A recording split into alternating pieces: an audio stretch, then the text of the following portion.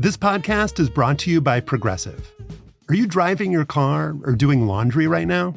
Podcasts go best when they're bundled with another activity, like Progressive home and auto policies. They're best when bundled too.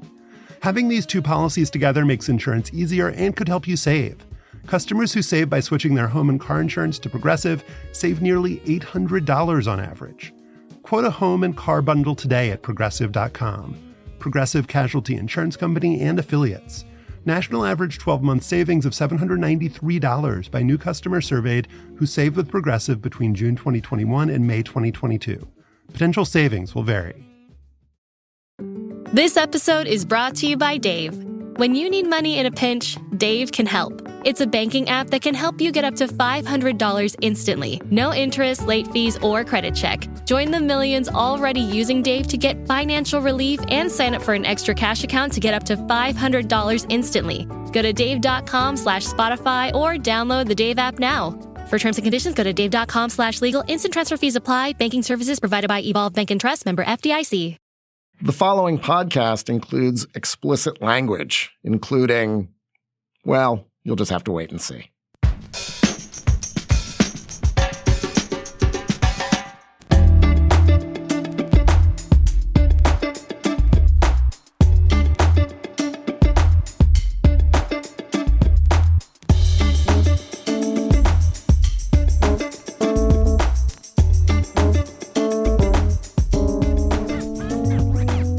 Hi, I'm Josh Levin, and this is Hang Up and Listen for the week of May 1st, 2023. On this week's show, Ben Golliver of The Washington Post will join us to talk about the Warriors' big Game 7 win over the Kings and Giannis's instantly viral press conference answer about failure. The Toronto Star's Bruce Arthur will also be here to discuss the NHL playoffs, where the Maple Leafs triumphed and the Bruins flopped. And finally, Matt Brown of the Extra Points newsletter will help us assess Deion Sanders' total gutting of the Colorado football team. I'm in Washington, D.C., and I'm the author of The Queen and the host of the podcast 1 Year. Also in D.C. is Stefan Fatsis. He is the author of the books Word Freak, A Few Seconds of Panic, and Wild and Outside. Hello, Stefan.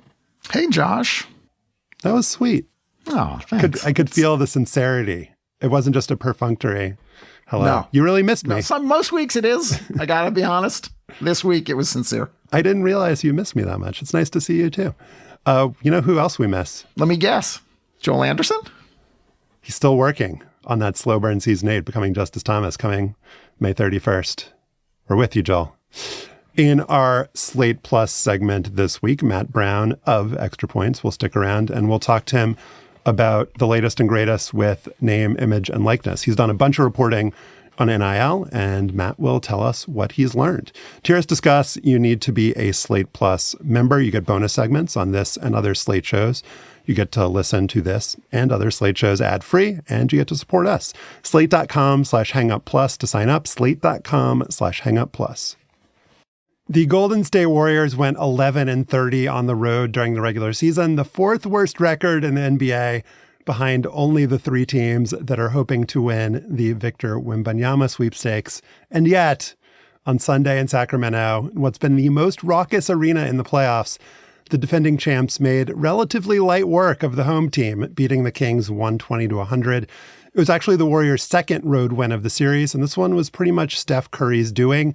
He scored 50, the most ever in a Game 7, on a career-high 38 shots. And he set up the first Steph-LeBron matchup in a playoff series, non-play-in game division, since those 4 straight NBA finals between 2015 and 2018. Joining us now is the Washington Post's Ben Golliver. He was in Sacramento for the game, and he's in your ears twice a week on the Greatest of All Talk podcast, which lives up to its name. You should definitely subscribe. Ben, thanks for being here. Oh, it's my pleasure, guys. Locally here in Sacramento, it's a little bit of a hangover day, I got to say, but I'm coming in bright and chipper Monday morning. Always a pro, man. The beam is lit internally. So you've seen him a huge number of times in person. I've seen him a lot on television. What makes a Steph Curry game so special compared to what you might see or feel when another superstar is going off? he just has this unbelievable ability to break people's hearts. You talked about the building, maybe going quiet at the end of Game 7. There was people near tears by the end of it because he's just hitting impossible shot after impossible shot. And I think he just leaves defenses feeling like there's no counter, there's no strategy that will work. If you try to take away his three-pointers, he's going to give you this crazy scoop shot high off the glass, then he's going to do it again. He's going to do it while he's falling down. He's just such a complete player, and I think it, in the sport of basketball, having a guy his size who is so unstoppable is very rare. And again, it leaves you grasping at straws. And I think, for Curry, it was a signature performance, but it was one of, an exceedingly long list of these, playoff moments that he's kind of accumulated. And it left Steve Kerr after the game kind of reminding everyone, hey, this is very Jordan-like. This guy is so reliable in big moments. Anytime we need something from him, he steps up and delivers. And that was kind of the takeaway is, appreciate this. Don't take it for granted because he's sort of normalized these incredible performances that nobody else in NBA history could really score 50 the same way that Steph did on Sunday. I mean, it's always been with Steph, the improbability of it all physically and sort of as a matter of physics. It just doesn't seem like what he does makes any sense. It violates all sorts of natural laws. And for this Game 7, the narrative coming in was that the Warriors were gassed in Game 6. They were old. The Kings are young. Will they be able to recover with a relatively short turnaround from Friday night to Sunday for this deciding game? And the new narrative post-game, as reported by Shams and Marcus Thompson in The Athletic and others, is that Steph delivered this stem winder of a pregame speech to the team, which he doesn't normally do, that got everybody pumped up when they got on the bus to drive from San Francisco to Sacramento.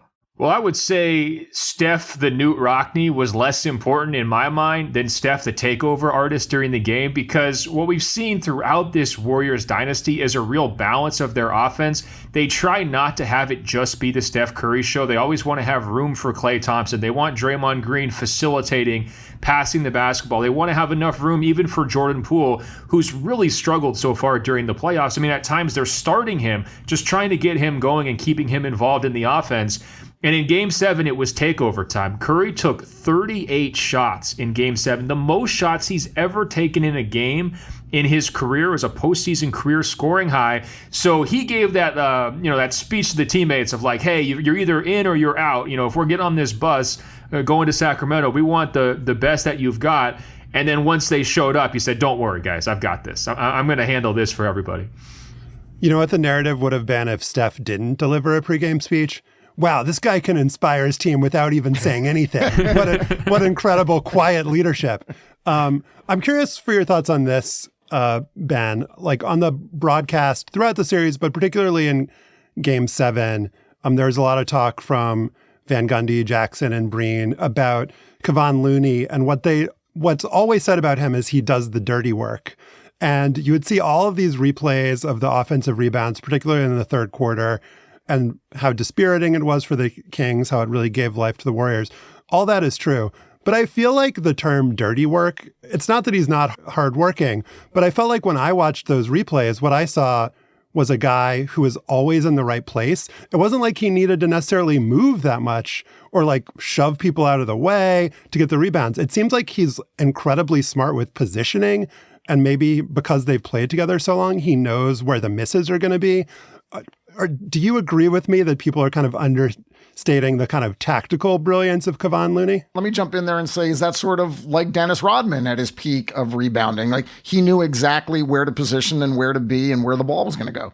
Well, I always refer to Kevon Looney as the fifth Beatle because no matter how beautifully he rebounds, it's not going to be as pretty as what, Draymond's doing or Steph's doing or Klay's doing, throughout the years. He's always going to be the guy who gets the least amount of attention with that group. And yet, he was arguably their second best player in this series. Forget about the fifth Beatle. Like he might have been number 2, right? And in terms of his rebounding skill, first of all, he is a big-bodied center, at least in this era. If you go rewind 5 or 10 years, maybe his size advantage isn't as noticeable as it is currently, but with the NBA in so many cases downsizing and front lines being more focused on adding shooting and spacing the floor, it really creates a market opportunity for Looney to do what he does best, which is pound the glass, be physical. And I do think you're onto something, Josh, with this idea of dirty work underselling the beauty of it, right? Because his positioning is excellent. So many of those rebounds were contested rebounds. They're not just falling into his lap, right? He's working through one or two other bodies, coming down with the basketball and then quickly, getting the ball out to his guards before there could be a chance for a turnover or, something else bad going wrong. He knows exactly how to redistribute after he's got it in the first place. So I find him very, very fun to watch and aesthetically pleasing. And I was surrounded by a number of Sacramento area media members, and with each successive rebound, you could kind of hear them slap the table in frustration. It's like, oh, well, season's ending here, because he just kept doing it. And it was backbreaking in its own way, even though it looked so much different than Steph's shots. And back to Steph for 1 second. He had to do what he did on Sunday. Klay Thompson shot 4 for 19. The Warriors bench was not really contributing very much. They did not shoot well as a team from 3-point land. They did not shoot well as a team from the line. You mentioned how Steph said, I've got this. They didn't have really any choice but for Steph to get this for them to advance to play the Lakers in the next round.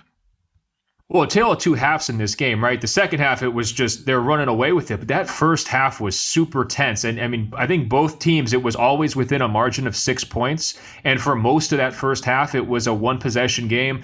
And I want to give a lot of credit to the Sacramento Kings. They were perfectly typecast upstart challengers to these aging Warriors dynasty, right? The incredible offense. Their coach is a former Warriors assistant coach. Their offense is designed in a lot of ways based on Golden State's attack. They shoot the ball. They run up and down really fast. They've got the younger legs, and they were totally fearless. The entire series, they said, there's no pressure on us, even though they had the better seed, the 3 seed, and Golden State was the 6. They said all the pressure's on Golden State, and they played like it, and they were totally right. And I think a lot of conventional wisdom suggested, well, the Kings are going to fold here at some point. Steph Curry, Klay Thompson, Draymond Green, the stage is going to get so big for them and they're going to fall to pieces. And they made it all the way until the second half of Game 7. But that's finally when they folded. And I think that it was just Steph being able to dribble through their defense, get to the rim, exploit any coverage that they were trying to use to slow him down, having a counter for every one of their defensive strategies that eventually just broke their back. But it took all the way really into that third quarter with Looney rebounding and Steph scoring before the Kings were finally willing to go away. And, hats off to them, because they hadn't made the playoffs in, a 16-year drought, and nobody knew exactly how they would handle the pressure and the lights. And this was easily the most viewed series of all the playoff series to date so far in this postseason. And they were completely ready for it, and they just ran out of gas at the end. Well, credit to both teams. I don't know if credit is the right word, but this was also maybe the only series in which both teams were at least reasonably healthy. Yep. We got to see not just a hypothetical, but what it would actually look like. It seemed to me like, especially in the second half, De'Aaron Fox was having trouble handling the ball.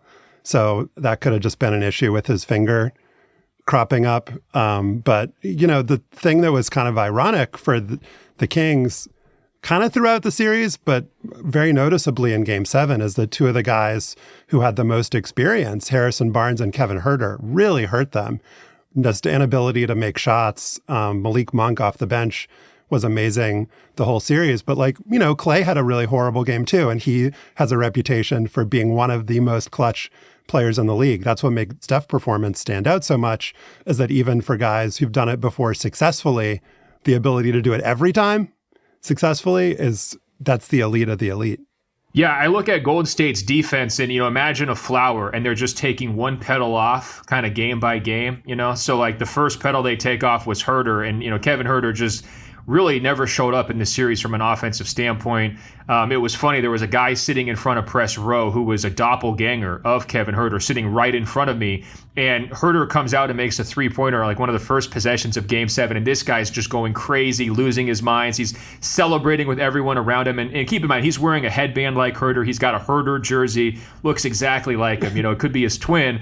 And that was pretty much the last time he got to celebrate the entire game because I think Herter made one more shot the entire rest of the way, right? So very tough series for Herter. Once you don't have his shooting, it puts a lot more pressure on Fox and Monk to be their main scorers, but they were doing okay with that for a lot of the series. But then Harrison Barnes misses that game winner in game 4, and it really seemed to kind of get into his confidence. Golden State's daring him to shoot. He's one of their former players. They know his game better than anyone, and they're saying, please, go ahead.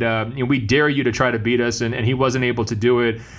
Slowly but surely, I thought Draymond and Kevon Looney, again, more credit for Looney on the defensive end, really short-circuiting Domantas Sabonis' offense. He was a major key for Sacramento's offense, which was number 1 in the regular season, and he never got comfortable, never was a consistent scorer. His passing wasn't as high impact as it was during the regular season against the Warriors, and Golden State's big men really get a lot of credit for slowing him down. And then finally, at the last pedal to go was Fox, and whether it was because he was injured, whether it was because he had been carrying this huge burden the entire series, or whether it was because he just finally had kind of a so-so game instead of a great game, and he had had so many great games earlier in the series, it all just contributed to this really whimpering finish for Sacramento's offense. And that was the sad part to me, because these guys were such a fun machine for like 6 months straight, one of the most reliable watches on League Pass, putting up these gigantic scoring totals. I actually saw them play a game in Los Angeles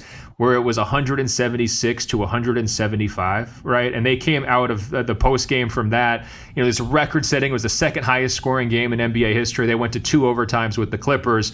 And these guys were on like the greatest natural high of endorphins I can imagine of any team during this regular season. They were just, nothing could go wrong. They couldn't miss a shot.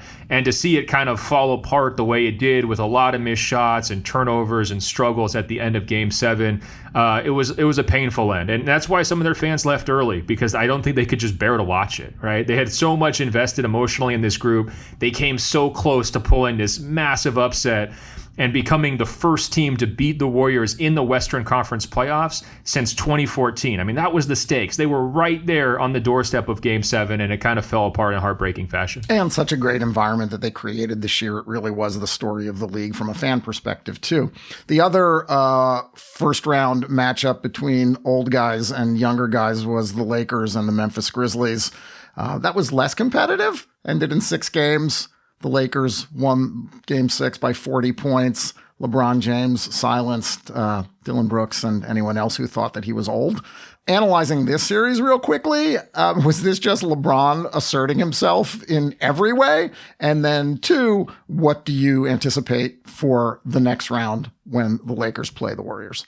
Well, my first thought on Grizzlies-Lakers, we hear so much about this divided political landscape in America and the polarization of our society, but Dylan Brooks succeeded in uniting all of America against him, didn't he? I think he's like the number 1 villain we've seen in sports. I could not believe the amount of clicks and traffic and views on stories related to Dylan Brooks, who's like this totally forgettable player. Imagine this hypothetical where he does everything that he did against the Lakers, but they had just played against the Minnesota Timberwolves instead, right? Because that was their other possible playoff matchup. He misses all these shots. He talks trash to the Timberwolves stars. He, ducks the media and won't be accountable for the comments that he said after they start to lose. And then he winds up getting fined at the end of all of it for not talking to the media, right? If he had done all those things against the Timberwolves instead of the Lakers, it probably generates, maybe 5% of the attention that it generated by him deciding to target and pick on LeBron of all people and kind of show disrespect to a legend. There was this rallying effect. And I'm still not sure everyone loves LeBron. I think there's a lot of respect for LeBron, but I don't know if he really moves people's hearts in the same way a guy like Steph Curry does. But this was a case where like a nation of sports fans rushed to LeBron's defense and eagerly just kind of, pounded Dylan Brooks into the dust by the end of it. I thought, quickly, the Grizzlies got what they deserved. They were a case in self-sabotage all season long, talking but not walking the walk. The, streaming the gun video, Ja Morant completely changed the direction of their city. And I was glad to hear finally from Ja Morant and Coach Taylor Jenkins that, they believe they need to make some progress as an organization from a maturity standpoint, decision-making standpoint, and they're very young, so there's still hope for them going forward. But it was clear to me that they were sort of doomed as soon as he's waving that gun around on Instagram Live early in the morning. From the Lakers side, LeBron made the decisive plays in a Game 4 overtime victory that sort of swung that series. He has been driving a lot less, probably because of his age. He's been handling the ball less than he has typically in the playoffs during this series, and he's been shooting from outside horribly. So if you're the Warriors, you're going to just give him any jump shot he wants. You're going to back off. You're not going to challenge him like Dylan Brooks wanted to challenge him one-on-one defensively. You're going to say, hey, man, go ahead and shoot it. Let's see if you still have the legs to do it at age 38. But in that decisive Game 4 win, LeBron put his shoulder down twice, got to the basket, got a key layup to force overtime and a key dagger to win it in overtime. And that plus awesome performances defensively from Anthony Davis was enough to get them to the second round. All right, let's end with a team that may or may not have failed. You have possibly heard this clip before, but we're gonna play it now for those who haven't. Let's hear it. Michael Jordan played 15 years, won 6 championships. The other 9 years was a failure? That's what you're telling me? No, I'm asking you a question. Yes or no? No, I mean, I don't think so. No. Okay, exactly. So why you asking me that question? It's a wrong question. There's no failure in sports. There's good days, bad days. Some days you are able to be successful. Some days you're not. Some days it's your turn. Some days it's not your turn. And that's what sports is about. You don't always win. Some other people's going to win. And this year, somebody else is going to win. That was Giannis Antetokounmpo after the Bucks got bounced as the number 1 seed in 5 games by Jimmy Butler and the Heat. Everybody's kind of said their piece on this, Ben, but I'm just curious, as somebody who's been in these press conferences with Giannis, just how did you feel about that exchange from the reporter point of view and from the athlete point of view? Well, I thought from Giannis, it's a very thoughtful and mature answer, and it's something that goes over well with a lot of youth sports coaches who are trying to instill values into their young players, right? You are going to win some. You are going to lose some. It's important to have some level of perspective on this idea of as long as you're trying to make improvements, as long as you're trying to get better, you shouldn't view yourself as a failure. It's good to have, self-confidence and self-belief. And I think that was sort of what Giannis was trying to get across in theory. I think the reason why it prompted so much backlash is there's just such a big gap between the theory of here's how we want sports to kind of play a healthy role in people's lives and in society, right? And the practice of the Milwaukee Bucks just completely flamed out in one of the worst upsets of the NBA playoff history. I mean, losing to a number 8 seed. They were the first number 1 seed ever to only get 1 victory in their first round series. That's in NBA history, which is just crazy to think about. Giannis was an MVP candidate. Milwaukee had the best record, in the NBA. Miami had some injury issues of their own, even though Giannis got hurt in this series too. And so it was just a clear contrast between we hear what you're saying, Giannis, but this was definitely a failure by conventional basketball analysis, right? You guys definitely should have won the series. You played horribly in blowing leads in both Game 4 and Game 5. There was a lot of coaching mistakes, which could wind up getting your coach fired here in the next couple of weeks. And on top of that, you've got some major contract decisions coming up for players who maybe didn't play their best in this playoffs. And, it's sort of a fork in the road moment for the organization of, are you going to ever be able to assemble another title contender type roster around Giannis so that he can get his second title after winning in 2021? All of those things contribute to this feeling of failure and I think dread and worry for the Bucks fans coming out of it. And I think that in his effort to, try to keep things in perspective, I think he might have overlooked and lost, a lot of Bucks fans who were saying, we're not just going to pick ourselves up. I understand win some and lose some, but we're supposed to be winning a lot more than this. What's going on? I like what Giannis did because it lets those fans know that that is a false comparison. Both things can be true here. They screwed up. They blew it. I mean, Giannis also fell from 6 feet in the air onto his back early in the series and was unavailable for 3 games, and who knows how limited in the other games. So what Giannis was saying was what athletes genuinely understand, which is that these losses and wins in some ways don't matter as much to them as they do to the people that follow them. They have the perspective of knowing that this is my life. This is my livelihood. I'm going to get back in training, and there's going to be another season, and I want to keep getting paid, and I want to keep doing well. And if they dwell on, even a disastrous defeat as this, it's not going to help them long term. So I love Giannis, not just because he's Greek, but because he also speaks the truth very often. He's a good guy. Youth sports coach Stefan Fatsis going to be playing that for the kids. Ben Golliver writes about the NBA for the Washington Post.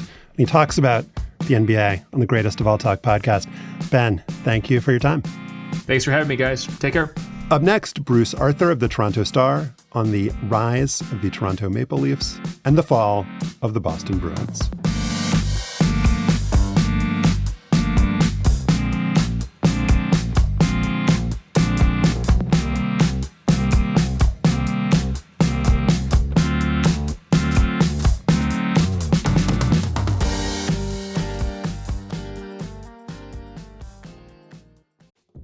This episode is brought to you by SAP. Welcome to the window of opportunity. When your next move can either make your business famous or obsolete. So you need to be ready. Be handling good surprises and bad ones ready. Be opening a Portland, Houston, and Providence location on the same day ready. Be stock options plus paid family leave ready. SAP has been there and can help you be ready for anything that happens next, because it will. Be ready with SAP. The Boston Bruins won more regular season games this year, 65, than any team in NHL history. They totaled more points than any team ever, too, 135. They finished the regular season 22 points ahead of every other team in the league and 43 ahead of their first-round Stanley Cup playoffs opponent, the Florida Panthers. And then 8.5 minutes into overtime of an improbable Game 7 in Boston on Sunday night with the score tied 3-3. Well, let's listen to Doug Plagans of the Florida Panthers radio network. To the side of the net, jamming away is Tkachuk with Bennett along the near boards. Bennett finds it to the circle for Hagee. Shot top shelf, he scores! Carter Verhaeghe top shelf, and the Panthers win it in overtime. The Panthers stun the Bruins in Boston, and the Panthers are moving on to round 2. Carter Verhaeghe, the Panthers have won it in overtime. 4-3 the final. The Panthers take Game 7, and they're moving on. He sounded pretty excited. Joining us now from Toronto, it's our friend, Toronto Star columnist Bruce Arthur. Bruce, welcome back to the show. My pleasure, guys. Boston completed a set on Sunday night, the 1906 Cubs and 2001 Mariners in MLB, the 2007 Patriots in the NFL, the 2016 Warriors in the NBA, and now the Bruins in the NHL have the best records in their sports histories and didn't win their titles.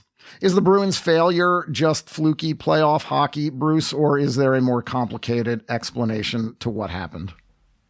I mean, the answer to the either-or question is yes. Hockey is, along with baseball, the most random sport you can find. You can find analyses that say that in order to match a best of 7 in the NBA, you need to play a certain number of games in those sports. What is it, 51 or 80? And hockey especially is such a parity-driven league. The hard salary cap has really come to bear and done what it's kind of designed to do, which is make it really difficult to keep your talent. And then if you are in a best of 7 series, there was a coach for the Ottawa Senators, I can't remember his name at this moment, but he said, they call it hockey, they should call it goalie, right? Like things happen in a hockey series. If you talk to hockey players, they'll tell you that you're really trying to kill yourself to master every detail because a ton of the details aren't in your control. And in that series, Boston was up 3-1, and you could see Florida gain confidence and come back and come back and come back. I think the last President's Trophy winner with the best record in the league to also win the Stanley Cup was the Chicago Blackhawks. I think it was 10 years ago. There is something that they call the curse of the President's Trophy winner. I think it's more that you can have the best record in the regular season, but the playoffs is a different animal. And when you're one of 16, this kind of thing can happen. The Tampa Bay Lightning, before they won 2 titles, had the best record in the league. They'd won 60 games, and they were swept in the first round by the Columbus Blue Jackets. Sometimes hockey makes a weird sense. The Lightning apologized to their fans for getting swept. Like, it was so embarrassing. You know, the team that won the President's Cup last year, the Florida Panthers, and they got bounced by the Tampa Bay Lightning. It's all very a snake eating its own tail here. But we can talk about trends and flukes and how Florida won and how Boston lost. Boston was not only up 3-1 in the series, they're up 3-2 in this game with like a minute left. Florida pulled the goalie and scored, to send the game to overtime. That was just an incredibly tense, fascinating end game there. And I think it goes to show the strength of playoff hockey. Like, we can argue whether flukiness is good or bad, but there's nothing better in any of these sports that we've mentioned in terms of drama, excitement than the end of a close playoff hockey game. And it's bolstered, I think, Josh, by the fact that one of these teams was so much better during the regular season. Right, Bruce? I mean, this just adds to the drama and the excitement in this sport. This is the biggest gap between teams ever to have one team beat the other team. Like Game 6 in this series was one of the best hockey games I've ever seen, where Florida takes a lead, Boston takes a lead, Florida takes a lead, Boston takes a lead. The perfect score in hockey, I've always believed, is 6-5. 6-5 gives you everything you want. That game was 6-5 with an empty net goal. And Florida came back against Boston twice in that game and won. And once that happens, like, every game is a mental game and a confidence game. And in hockey, it's so fascinating how confidence, I guess you can see it in other team sports, where it can be contagious in either way, right? And with Boston, if you watch them in that overtime, they were good in the third period. That was a team that knew exactly who they thought they were in the third period. You look at them in overtime, that team looked scared to make a mistake. And then they did. Yeah, I mean, they nearly lost a couple of times before they actually did lose, Stefan. Yeah. I mean, the fact that the Bruins were this good, Bruce, was kind of a fluke in its own way. This was sort of a perfect storm, as our colleague Alex Kirshner wrote on Slate the other day. Everything came together in terms of salary cap, in terms of young players being on short contracts, low-cost contracts, in terms of veteran players coming up big unexpectedly. This is going to be hard to replicate. Well, not only that, but before this season, so Patrice Bergeron is the captain of the Boston Bruins. He's been described as the perfect player. He's not the most offensively gifted player, but if you watch him, he does every single thing on the ice right. He's a beautiful player to watch. And he wondered whether he was going to come back for this year, along with David Krejci, who's their second line center, another really veteran guy. And he kind of convinced Krejci to come back. And after that Game 7, Patrice Bergeron stood by the bench and he hugged every Bruin as they came off the ice. And if you look at the look on his face, Patrice Bergeron also has, I would say, the most perfect hockey face. He has this Roman profile. He has these kind of sad eyes. He's got one of the most expressive faces you've ever seen. And I've never seen him look like this. I've seen him lose Stanley Cup finals. I've seen him lose really big games because I've been in a lot of those buildings. He looked hollowed out. He looked like he was about to cry. His last hug was with Brad Marchand. And Brad Marchand's his own story, who was an absolute rat, who playing next to Patrice Bergeron became an almost noble player, right? Like he couldn't quite shed his former identity, but he became such a better player in person by playing next to Bergeron. And the way they hugged, that was a goodbye. And if you're the Bruins, you can't replace those guys. And that's one thing with the Bruins have lost a lot of the core pieces because they won a Stanley Cup in 2011 with Bergeron and Marchand. They've extended this era about as long as you probably can. They still have a lot of really good young players, but that felt like an ending a little bit for the franchise in a fundamental way. In our previous segment, we talked about the speech that Giannis Antetokounmpo made after the Bucks bombed out in the first round, the failure speech. And just thinking about that word in terms of hockey, it's partly kind of culture, lore, branding, however you want to term it. The Stanley Cup, in terms of how coveted it is, how rich the history is, you could argue it's the best or most famous or most coveted trophy in North American sports. And it's the most capricious in terms of one's ability. Like, you can be great as a team, you can be great as an individual, and through no fault of your own. Like, the word failure in hockey seems like maybe it would be the least worthy of application. And yet, somehow, I wonder, Bruce, if that idea has actually filtered its way into hockey media, into hockey players. Is there an understanding that a team like the Bruins is not a failure, or nah? No. Hockey is best described as a small town, and some of the big city ideas are still filtering in to the fabric of that small town. The idea of luck in hockey has always been understood, but it didn't become part of the wider conversation in hockey until like the last, you could say like 10 or 15 years, especially in Canada. We have welded hockey to our national identity in this fundamental way and turned it into a morality play. And like, this is about whether you are worthy. And there is an element to that because hockey's a hard sport. It's an effort sport. I've come to think that hockey in its current form is basically a measure of which of the rich kids are the hungriest, right? Because you need the money in order to do it, but you need the kids who are self-motivated, who want to really work at something their whole lives. And that's a part of it. And the playoffs are really hard physically, mentally. There's the injury problems in hockey aren't as extreme as you'd see in probably football, but they're significant. It is a worthiness sport. But that's why I say you kill yourself to win a coin flip in hockey. You kill yourself for the puck to land the right side up. I asked Anton Strawman, who played for the Tampa Bay Lightning after the 2015 final, what was the difference in their 6-game loss to the Chicago Blackhawks, tight series? And he just looked at me and said, luck. And I said, how do you live with that? He said, you just do. Speaking of luck or not luck, your Toronto Maple Leafs, Bruce, won their first playoff series in almost 20 years. They'll be moving on to play those Florida Panthers in the second round. Is this catharsis? Is this like a city about to implode, or did it implode just by winning one opening round series? How important is this for Toronto and honestly for the sport in Canada? Okay, so we have seen tortured fan bases in North America, right? Like your Chicago Cubs and your Boston Red Sox are probably the best examples. The last time the Leafs won a first round series, and this is back when the team was reasonably good, there were street parties on Yonge Street, which is the main street which runs up the middle of Toronto. When the Toronto Maple Leafs won this series, there were fireworks going off on Yonge Street. Like the level of love and agony that comes with this team is remarkable, even by the standards, I would say, of traditional North American sports, because it hasn't been any good other than probably 2 or 3 years where they get to a conference final since 1967. The last time the Toronto Maple Leafs won a Stanley Cup, there were only 6 teams in the league. It was the last year there were 6 teams.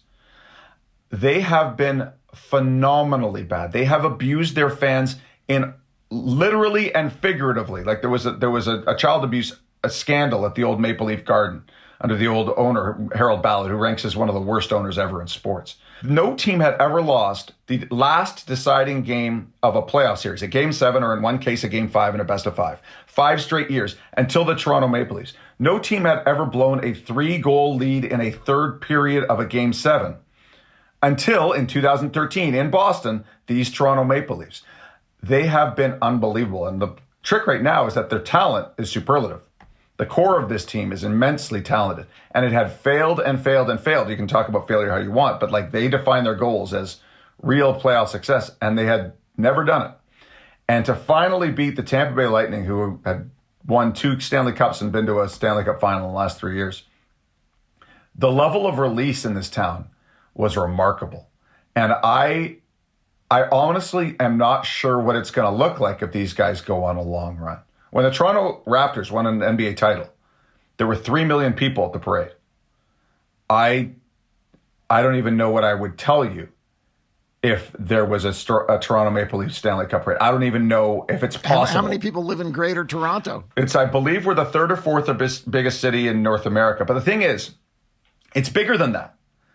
Ontario has about 14 million people in a country of 40 million. Like, there's nothing that really compares to that in the United States. You can't even make the analogy. When the Leafs go to Calgary, when they go to Winnipeg, when they go to Edmonton, when they go to Vancouver, when they go to Ottawa, the building's full of Leafs fans. All those people who left Ontario and went somewhere else. When they're in Florida, Florida's trying to keep Ontario or Leafs fans out of games 3 and 4. I am willing to bet there's between 5 and 10,000 Leafs fans with money and property in Florida, which will allow them to buy tickets under the rules set out by the Florida Panthers. And I bet you there's going to be a ton of Leafs fans in that building. This thing is massive. And again, there's no analogy in the United States of one team that has that big of a preponderance of the fans within your nation. Like one of the few things that really ties this nation together is either you're a Leafs fans or you hate the Leafs. And that's the basic dynamic, I would say, in Canada. So the Colorado Avalanche lost in Game 7 to the Seattle Kraken. You've got Dallas still alive in the West. You've got Vegas still alive. We're recording this before Game 7 in the East between the Rangers and the Devils. And so you have this typical dichotomy that we always see in the NHL playoffs, where you have some of the storied franchises, the original six, then you have your Krakens and your Starses. The matchup that I think would be most significant to Canada would be obviously Toronto-Edmonton final, and that's looking like with the usual caveats that apply, that it's like not going to happen because nothing ever happens that like it's supposed to happen. It could that's if we were just betting on the favorites in each conference, that would be what we're going to see. What would that mean for Canada? And I guess you kind of answered the question before. I guess it would be a dynamic of like people rooting for the Leafs and people rooting against the Leafs. I can't imagine it. I can't. I can't imagine what that would be like. Like I can kind of suppose that it would be madness. It would be madness. Canada hasn't won a Stanley Cup since 1993, when the Montreal Canadiens won about 1 billion overtime games in a row and won. And the theory is basically that we love our teams to death. That's at least my theory, that we squeeze them until their eyes pop out. And it has a distorting effect on front offices, on players, on coaching staffs, on everything. We put them under such pressure that they never get there. If you had, like, Edmonton's got the best player in the world, maybe the best player. There's an argument to say he might be the best player we've ever seen. He's on the list. Connor McDavid is. It's like watching an alien. And Edmonton has finally built up a structure around him that might carry them that far. I'm still not sure about it. When Canada played in the gold medal game in 2010 in Vancouver, I believe about half the country watched. So in the United States, what is that? Like, that'd be the equivalent of about 190 million people. I think it might be something, not quite like that, but something in that realm. It might be 3/4 of that. It would be madness. Like, I don't know if we would be able to maturely handle it as a nation. In fact, I'm pretty sure we wouldn't. I mean, 165 million, Bruce. You just added a whole Canada onto the U.S. It also just hasn't happened. And you'd think if you asked someone on the street, since 1989, baby. Of course, two Canadian teams have played each other in the Stanley Cup Finals. Must happen all the time. It hasn't happened since 1989 when Calgary beat Montreal. Before that, 86. Montreal beat Calgary. And before that, 1967, the Maple Leafs. Exactly. In those two instances, it was one a long time ago. We didn't have as many people. We didn't have as much like ability for this thing to proliferate. But also, it wasn't the Leafs. Right. The Leafs are just bigger. The whole country complains that TSN, the sports network, which is based in Toronto, they deride it as the Toronto Sports Network because they are serving the audience that is there. Like, there's an enormous amount of appetite for this team. The Leafs in a final against anybody would be unbelievable in terms of the interest it would draw and just everything that would come with it. Leafs against another Canadian team, it would be just a multiplying factor.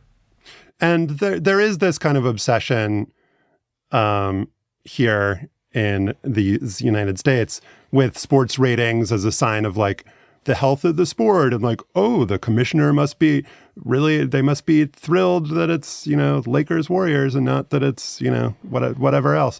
But for me personally, as somebody who is not a hockey obsessive, I don't watch very much, I would be tuning in just to see Canada lose a shit. Like that matchup is way more interesting to me than anything else that you could possibly throw. And also just because it hasn't happened in so long, anything that hasn't happened in forever, and in any sport, ones that I love and ones that I don't care about, when you see fan bases that are this like geeked up and tortured, like how could you not want to tune in for that? I'm psyched for it. With two of the best players in the NHL right now, and maybe two of the best players in NHL history when they retire. I grew up watching a lot of hockey and playing a little hockey, and I love my New York Rangers, but oh man, I would much rather see the Maple Leafs make it to the Stanley Cup Finals, especially against the Oilers. Yeah, in terms of the Leafs' best player, Austin Matthews, if you talk to player development guys over the last 5 years, what they'll tell you is no one's as good as Connor McDavid, and the guy who has the best chance to be as good as anywhere near as good as Connor McDavid is Austin Matthews. Just an immense goal-scoring talent. He won the Hart Trophy last year, had a down year this year because he was hiding some injuries. The ratings conversation in Canada is funny because the ratings are never higher than in the first round, and then the weather gets better, and it's two American teams in the final, and the final doesn't do that well in Canada. Well, a lot of people have moved on to the Toronto Blue Jays, or they've moved on to just living outside. I think this would change that. And I do think that if you're just tuning in as a casual fan and you have two Canadian teams in the final, that's the opera, man. Like that is like the Edmonton Oilers haven't won since, I believe, 91. They won one cup since they traded Gretzky, since the kind of original sin in that town. McDavid is like a reincarnation, right? He's like Sidney Crosby to Mario Lemieux. It's McDavid to Gretzky. And it would be a beautiful torture for one of these fan bases, for both of them, really. It would be unbelievable. All right, now that we've played it up, I'm sure it's not going to happen. Bruce Arthur, definitely not, columnist for the Toronto Star. Thank you so much, Bruce, for joining us. My pleasure, guys. Matt Brown of the Extra Points newsletter will be here next to talk about Colorado and Deion Sanders.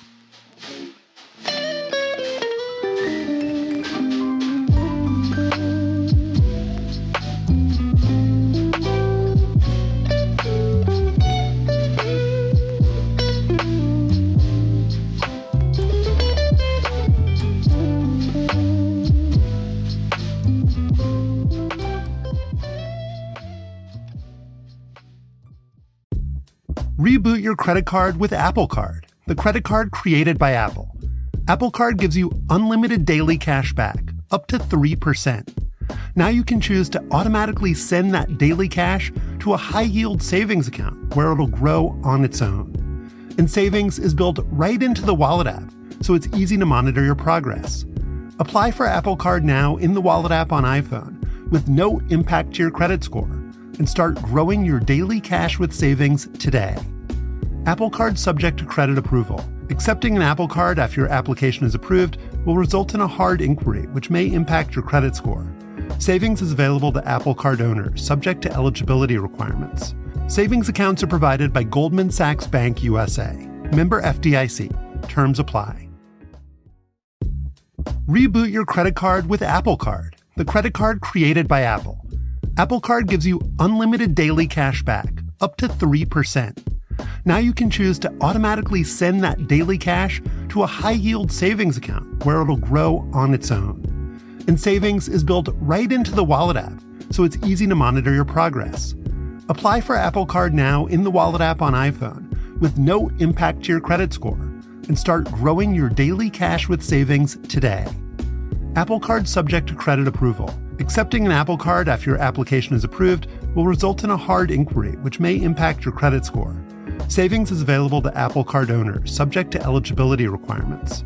Savings accounts are provided by Goldman Sachs Bank USA. Member FDIC. Terms apply. Way back in December, the University of Colorado's new football coach, Deion Sanders, introduced himself to his players by telling them they should leave. Go ahead and jump in that portal and do whatever you're going to do, Sanders said, because the more of you jump in, the more room you make. Some players from last year's 1-11 Buffaloes team did in fact jump into college football's transfer portal, and last week a bunch more were pushed. Sanders cut 18 scholarship players, bringing to more than 40 the total number of players entering the portal since his arrival. At the start of the 2022 season, Colorado had 83 scholarship players. After Sanders' purge, it was down to 20. Matt Brown writes the excellent college sports newsletter Extra Points, to which you should subscribe, and he is with us now. Hey, Matt. Hey, thanks so much for having me, guys.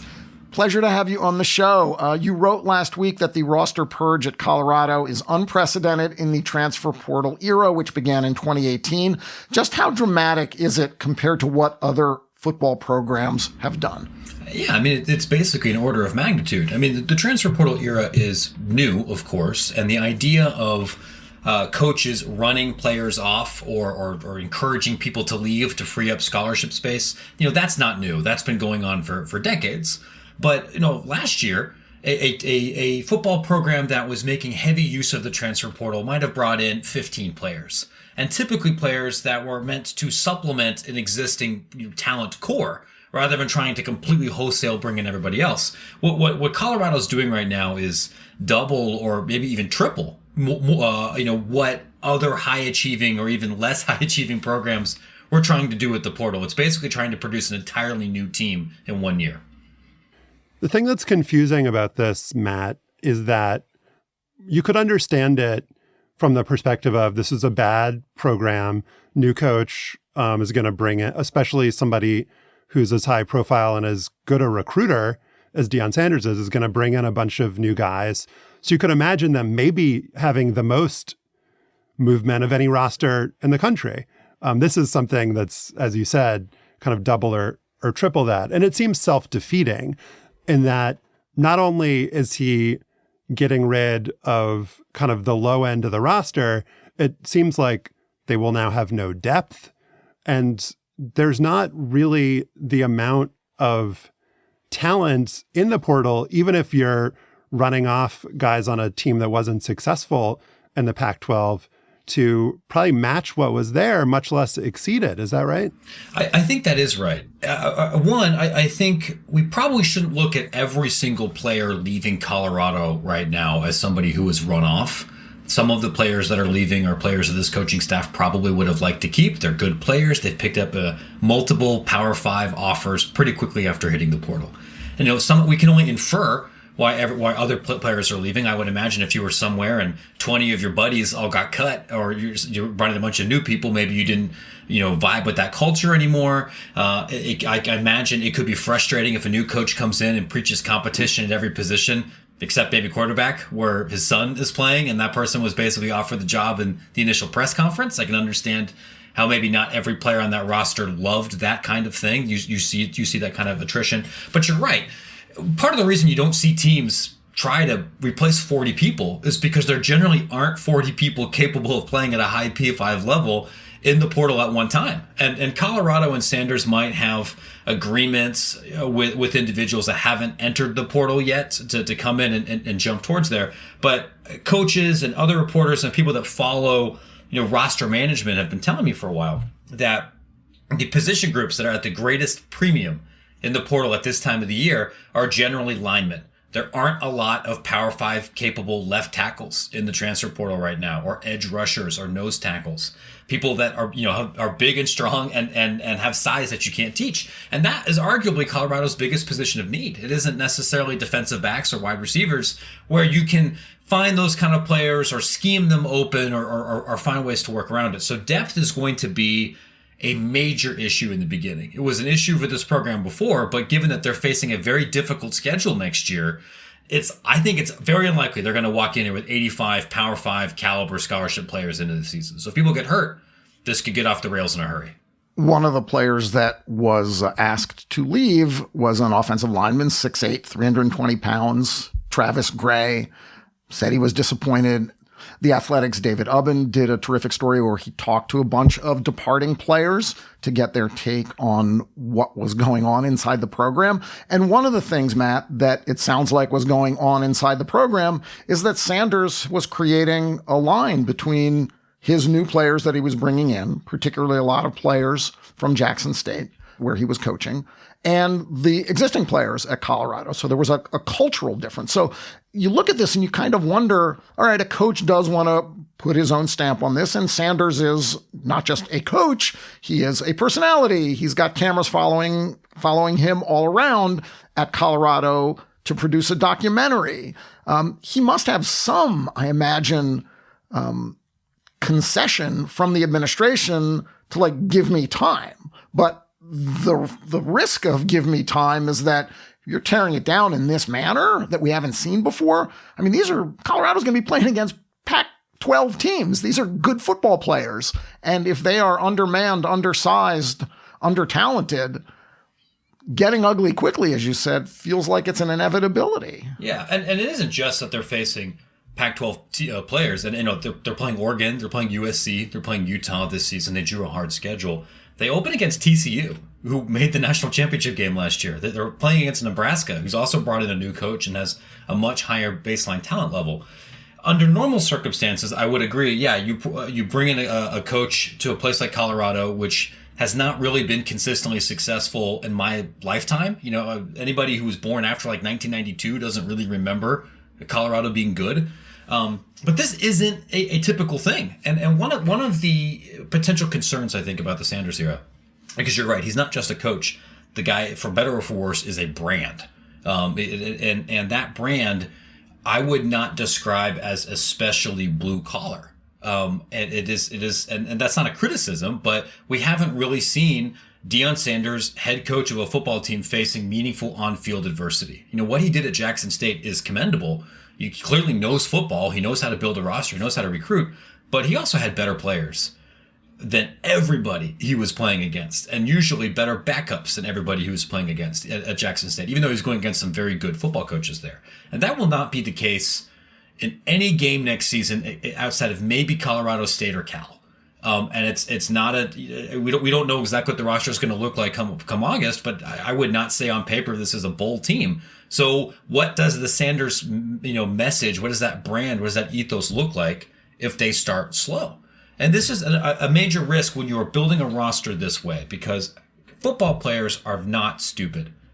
Most of them are very smart, and they recognize, hey, if this coaching staff is going to treat the relationship with me completely in a transactional way, and if we see that maybe 5 weeks in, they're not actually all about everything that they were selling there in the summer, we're going to leave. Or we're not going to take that call when they start, asking around for high school recruits. These players all talk to each other. They're on the same 7-on-7 teams. So I think there is an increased heightened risk here around Colorado, where you kind of have to be competitive relatively quickly because you've taken such an aggressive slash and burn approach to not just your roster, but then to your relationships with high school coaching staffs and 7-on-7 programs throughout the country. So I would like to push back a little bit against one of the arguments that I've seen in some of the reporting on this, which is that this is going to hurt his ability to recruit or bring in talent in the future, that players and coaches are going to look at these guys who, say that Deion didn't talk to them, didn't even interact with them in any way, and just cut them all on, without kind of any regard for anything. And the argument then is, why would you want to subject yourself to that or put yourself in that sort of situation? I think the counter to that is, if you're a recruit, maybe it would be different for coaches, but let's say you're a recruit. You don't think you're going to be one of the guys who gets cut. You think you're great and that you'll come in and you'll be a star. I think that in this case, Deion's kind of charm, his flash, and all of that. If you're somebody who's attracted to that and is interested in playing in Colorado, there's no way that this is going to deter you. Maybe around the margins, it would deter a couple of people, but I actually don't think this will hurt their ability long-term to bring in top-tier talent. What do you think about that? Even if they're 0-12 this year, Josh? I think the thing that could be an issue is, and this is a hypothetical, but he's potentially putting his own son at risk. If they have no linemen, and Shedeur, the quarterback, gets hurt, that wouldn't be a good look for anyone. Nobody would be happy about that. And I do think that I think they'll be fine. I think they'll be bad, but I think they'll bring in a really good recruiting class and have the opportunity to build from here. Like, I don't think he's going to get fired after this season, or I don't think anything so awful is going to happen that it's going to totally derail the project. But that's just a guess. Yeah, I mean, I tell everybody if I knew how to predict the future, my newsletter would be more expensive. And I think the dynamic that you're talking about here, Josh, in most cases is right. You need to have an irrational confidence if you're going to be really successful as a high level competitive athlete, whether that's football or in other sports. And you're exactly right. You know, there's going to be kids reading this and thinking, well, yeah, the guy that's an FCS caliber player was treated one way, but I'm not that guy. You know, I'm somebody that can play in the SEC. I can play elsewhere. They were really bad. They were 1-11. Like, and they weren't just 1-11. Like, they were statistically one of the worst Power 5 teams in a long time. There were clearly players on this roster that were not good enough to play Pac-12 football, and that's the coach's fault. That's not the player's fault. Though I will say, the one place where this phenomenon can still matter is not so much with the relationship between Colorado's coaching staff and the athlete. Because, Josh, I think in most cases you're right. It's with Colorado's coaching staff and some of the adults around the athlete.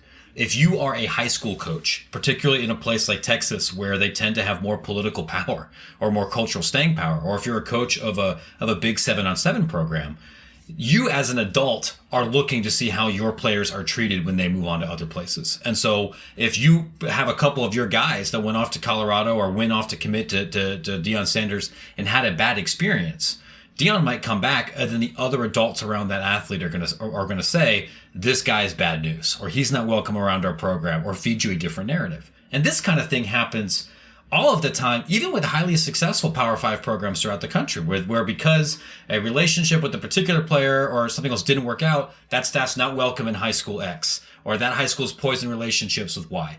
If you win, you can get past all of this stuff. If you're dropping, enough NIL collective money, you can get past some of this stuff. And that's also not a situation where Colorado really finds itself in right now. If you lose and you burn those relationship bridges and you make a spectacle out of yourself, yes, there is a risk. If they go 8-4 this year, a lot of this stuff doesn't matter. Just like you get a pretty wide berth for eccentricities or how you treat people. I mean, we can look at the Bobby Petrino career arc. You can be a dirtbag to other human beings if you win on the football field. We just need to see if he can do that, because there's going to be a lot of pressure very early on with the limited roster. The larger issue here is whether what Deion Sanders just pulled off is the right thing to do. Andy Staples, writing in The Athletic, said that, given NIL, given the opportunities to transfer, players have regained power or gained power in the sport. And this is just a natural consequence of the evolution of the college athlete. You, in your newsletter, push back against that. And I kind of am with you. This feels unseemly. It sort of goes up to the edges of what feels right, or what is legally right under the rules of these conferences. Explain the conflict there about, whether Deion doing this is just the new norm or whether it is something that we should not be excited about. Yeah, about a decade ago, the Pac-12, along with a couple other major conferences, came out with a series of what they were describing as more athlete-friendly policies. And one of those was this idea of a guaranteed 4-year scholarship. And this was something that the conference came out with in 2014. A big reason for that was because more SEC teams were very visibly engaged in a practice called oversigning, where you would bring in more recruits than you had roster room for, and you would process the rest, which is a more polite way of saying cut people. And with the idea of having a 4-year scholarship would be, hey, you are a student athlete, which means that as long as you are here primarily to get an education, and if you stay out of trouble, and if you do fulfill the basic requirements here, you can't be cut because you're bad at sports. You'll be able to finish your degree. So by the letter of the law, what Sanders is doing is still acceptable, because what Colorado is telling people is, we're cutting you. We will honor your scholarship if you want to stay at Colorado, just not as a member of a football team anymore, or you could transfer and play somewhere else. In the spirit of the law, I don't think that follows that at all. And a part of that is just very practical. If you are a football player in a Power 5 institution, you are getting more than just an academic scholarship. You are getting Alston money, you are getting cost of attendance money, and you are getting a gigantic cultural and academic support infrastructure specific to college athletics to help you be successful at that school. And if you are no longer part of that world, particularly if you've been on that roster for 2.5 years, that's where all your friends are, that's where your entire support system is, and then you lose all of that, especially at a place like Boulder, which, it does not have deep cultural competencies for every different kind of athlete. That's not the deal you signed up for. That's not putting you in a position to be successful. And I look at that and think like it's dishonest. If you are going to, and I'm saying you here, whether that's Rick George, the AD at Colorado, or Pat Chun, who's the AD at Washington State, who recently said this in Congress, or anybody in the NCAA, that if you're going to get up there and say, our athletes are primarily students, and the compensation that they're receiving is their scholarship and their ability to be successful in the classroom, you can't say that if all of that is all of their academic anything is tied to athletic performance. What that means then is your prime objective is athletics. It's not school. And that's okay. But then I think you need to revisit the entire student athlete arrangement here to be more fair. What you've heard Pat Chun at Wazoo, you've heard Charlie Baker, the head of the NCAA, and we've heard many of these other administrators recently say, we are concerned about moving towards a formal employment model because then athletes could be fired. And we don't want athletes to be fired, so therefore we should move down this model. That's fine. But 40 guys at Colorado just got fired. And if you get fired in the real world, you get unemployment, you might get severance, you might be able to file a complaint to some kind of labor board, right? If you say this is a business, there are business things attached to that. That's not what happened to the young men at Colorado football right now, and I think they got a raw deal. Yeah, and I think if we're looking at this in a macro sense, and obviously not saying this to be insensitive to the Colorado players, it could actually be beneficial in the long term that Deion Sanders is exposing the limits, like pushing this to the absolute boundary to show what is legal within the rules, which might bring more attention to people who could actually, whether they're politicians or conference officials who might actually want to do something about it. And, I was writing stories in the early 2010s for Slate, kind of for a general interest audience, trying to point out what back then was allowed and was legal, that scholarships were 1 year renewable, that there weren't these guaranteed 4-year scholarships back then. The thing that was like so deeply insane that people are just like, I can't believe that that's true, was that a coach at a specific program, like a Deion Sanders, could say, we're not only are you like transferring or leaving, I'm going to specifically block you from going to this entire set of schools, which is like deeply insane. So a lot of that stuff isn't allowed anymore. And even before NIL, there were some degree of protection for athletes, these 4-year guaranteed scholarships. You mentioned kind of in passing the Alston money. There's a lot of stuff that's different now than it was in, say, 2010. But, if we're talking about a continuum from like athletes having no rights to athletes having rights, and where we kind of want it to be, I don't know if we're like halfway there. We're definitely not close to the end point, but maybe this is something that accelerates the movement towards something that feels more fair and equitable and athlete friendly. It's funny you mentioned that, Josh, because in my original piece, I even wrote, like, this is the kind of thing that's so egregious that it will become a talking point outside of college football Twitter. And it's the kind of thing that a lawmaker or a lawmaker's office will notice. And then lo and behold, a couple of days later, Senator Murphy from Connecticut, tweets commentary about this and says, like, this is further proof that athletes actually are employees. To kind of bring this maybe, full circle, a couple of months ago, we had our first big example of like an NIL tire fire with the Jaden Rashada situation in Florida. I really believe this is the guy who was promised like $10 million from a collective and they didn't pay him. And ended up having to go to Arizona State when the money didn't materialize. We can draw a straight line from that event happening at Florida to the first congressional hearing about NIL a few months later, because the the guy who's in charge of that subcommittee, represents north of Tampa and is a big Florida grad and was paying specific attention to that story on message boards and within the Florida universe. Some of these really egregious examples here of whether that's what's permitted in the NIL world or athletes being taken advantage of by coaches or any other third parties, it doesn't necessarily have to make Good Morning America. And it doesn't necessarily have to be dramatically more egregious than maybe what people like you and I know because we follow this world very closely. But if it breaks contain and it gets into the right lawmaker's head, or you got to set the edge. Yeah, that's exactly it. Then it becomes a bigger story, and that's why I would think, like, if I was Rick George or if I was George Kliavkoff, somebody should go down to Boulder and be like, "You were going to ruin this for everybody if you can't just be cool for 10 seconds." And what we've learned in college sports for the last couple of decades is that nobody is capable of being cool for 10 seconds. If there's an opening, some car dealer is going to blow through that opening and try to get an advantage. Matt Brown writes a newsletter about college sports. It's called Extra Points. We'll post a link to it on our show page. I also note from his Zoom background, which is a wall of penance, that he attended Best Dad University. Congratulations on that, Matt. He's going to stick around for our bonus segment, and we'll talk some more about NIL. Thanks a lot, man. You bet.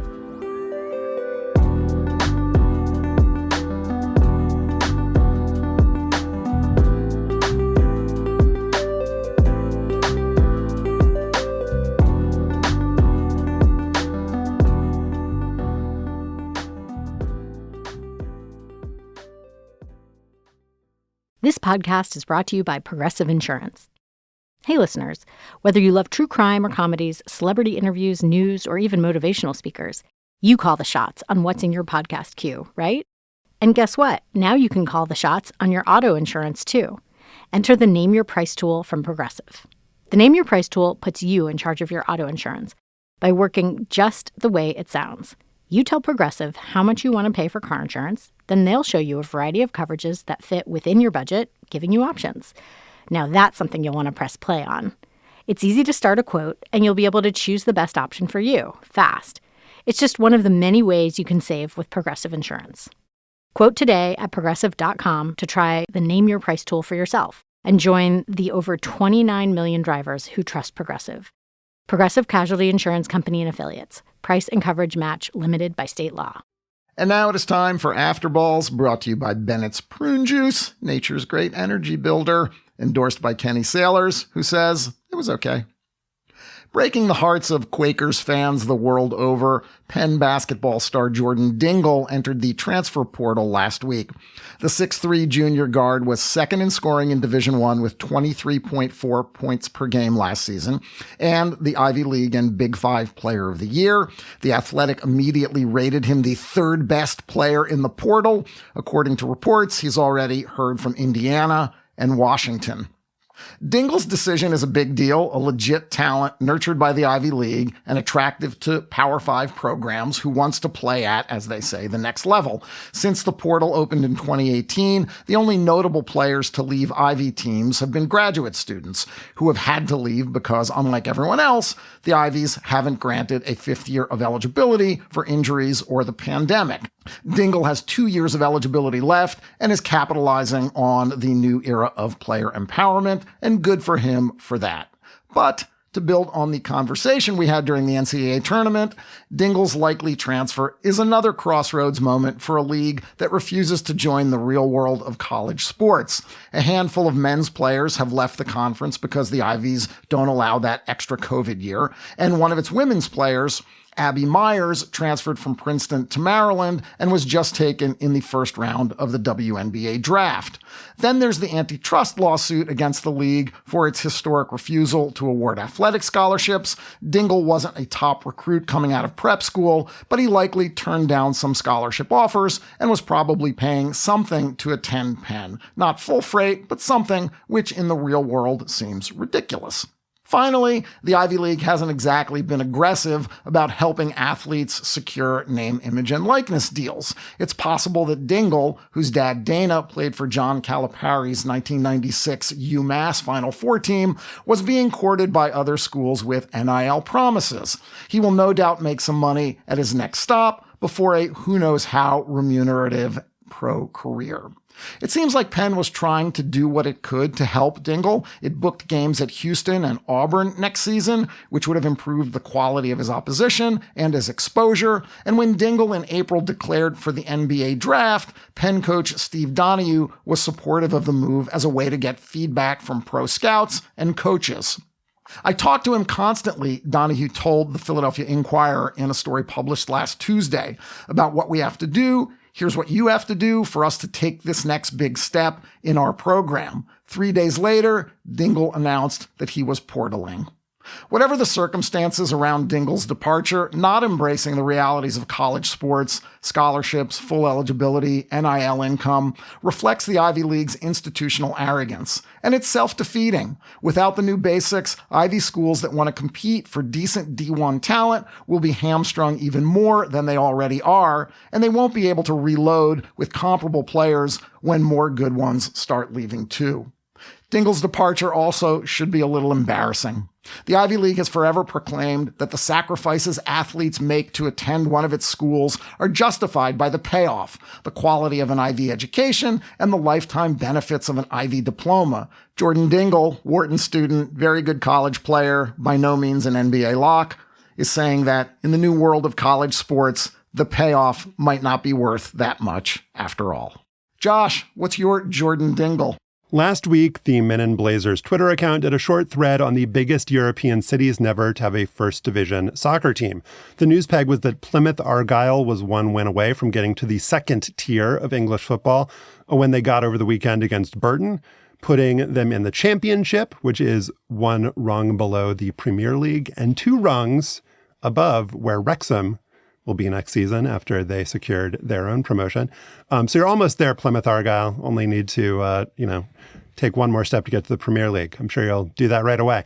But for now, Plymouth is still number 4 on the list of biggest European cities never to have a first division soccer team. Number 5 is Cartagena, Spain. Number 2 is Makivka in the Donetsk region of Ukraine, where soccer is obviously not the foremost concern right now. Number 1, with a population of more than 2 million, is Şanlıurfa, Turkey, represented by Şanlıurfaspor SK, now in the Turkish third tier. And then there is number 3 on the list, Bonn, Germany. According to the Men in Blazers tweet, local fifth-tier club Bonner SC is best known for signing the entire Cuban national team in 1999. Now that's what I call an afterball, baby. There is not a huge amount written about this episode in English, but there was a really good story in The Guardian by the great soccer writer Simon Cooper back when this was happening or about to happen in January of 1999. The way he tells it, the owner of Bonner SC, a guy named Hans Robert Viol, saw a videotape of the Cuban national soccer team losing narrowly to Brazil 2-0. He wanted to bring over the best Cuban players to help prop up his crummy German team, but the Cuban authorities insisted he take the whole roster or no one, and so Cooper wrote, in 2 weeks' time, 15 footballers, 2 coaches, an interpreter, a cook, and a masseur are due to arrive in Bonn, where they will live for 18 months in a former young people's home on the edge of a forest, away from public transport routes. Cooper continued, Cuba hates handing over its finest, but it is doing so for a higher purpose.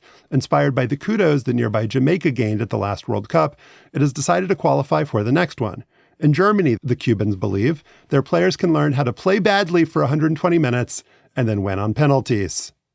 It's also worth noting that Cuba insisted that the players not be paid, which Bonner SC was pretty pumped about.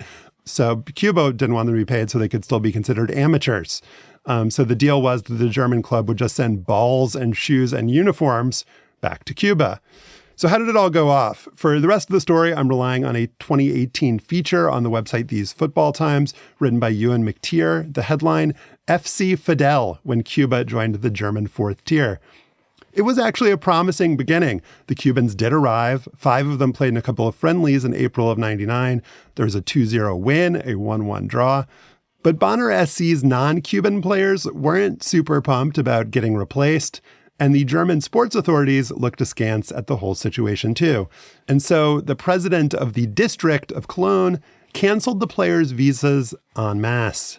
A couple of Cubans did manage to finagle visas through other means, but the team was a total shambles, as might be suggested by the fact that they brought over the entire Cuban national team to Germany in the first place. They actually ended up getting relegated that year from the 4th tier to the 5th tier. And the Cuban national team did not benefit from whatever it had learned in Germany, getting knocked out of qualifying for the 2002 World Cup by losing to Barbados on penalties, Stefan.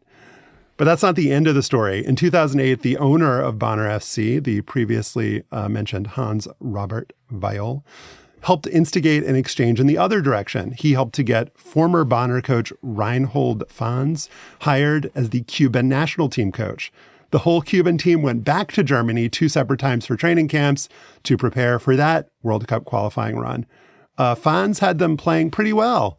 They lost to the U.S. in Havana narrowly, only 1-0. But the Cubans lost the return game in the U.S. 6-1, after which 2 of the Cuban players defected. State TV said the players had, quote, betrayed the unity of their team and given in to the temptation of the empire's money. And the coach lost his job. Back to Germany with you. And Bonner SC, it declared insolvency in 2010, but made it back into the German league system a year later. This season, the club features one player, Rudolf Gonzalez, from the Dominican Republic, though no Cubans. They are currently in 3rd place in the 5th tier Middle Rhine League, which means by my calculations that Cubans or no Cubans, they're only about 5 billion years away from making it to the German Bundesliga. So the next time this thread comes up, I'm guessing that Bonn, Germany will still be on it. Bonn. Wasn't that the former sleepy capital? Maybe kind of bureaucratic, not that into sports. Just a guess. Well, in the beginning of 1999 was the most thrilling place on earth for a handful of Cubans for about 2 weeks. That is our show for today. Our producer is Kevin Bendis. Listen to past shows and subscribe or just reach out. Go to slate.com/hangup. And you can email us at hangup@slate.com. And don't forget to subscribe to the show and rate and review us on Apple Podcasts. For Stefan Fatsis, I'm Josh Levin. Remember Zelmo Beatty, and thanks for listening.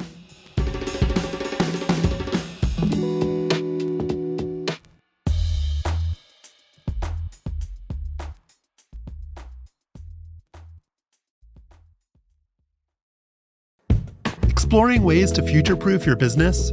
SAP can help. As the market leader in enterprise application software, SAP is helping companies of all sizes run better. They are redefining ERP and creating networks of intelligent enterprises that provide transparency and resilience across supply chains. Ready to learn more? Tune into SAP Sapphire Virtual, their premier online event, May 16th and 17th. Their 2-day live show offers insights into SAP solutions through the lens of customers, partners, and thought leaders from around the globe. Take advantage of opportunities to brainstorm ideas, ask questions, and network with peers online. Learn how to future-proof your business and stay ahead of tomorrow, today. Registration is free. Visit sap.com/slate. That's sap.com/slate. Hey everybody, it's Tim Heidecker. You know me, Tim and Eric, Bridesmaids, and Fantastic Four. I'd like to personally invite you to listen to Office Hours Live with me and my co-hosts, DJ Doug Pound. Hello. And Vic Berger. Howdy. Every week we bring you laughs, fun, games, and lots of other surprises. It's live. We take your Zoom calls. Music. We love having fun. Excuse me? Songs. Vic said something. Music. Songs. Music. I like having fun. I like to laugh. I like to meet people who can make me laugh. Please subscribe now.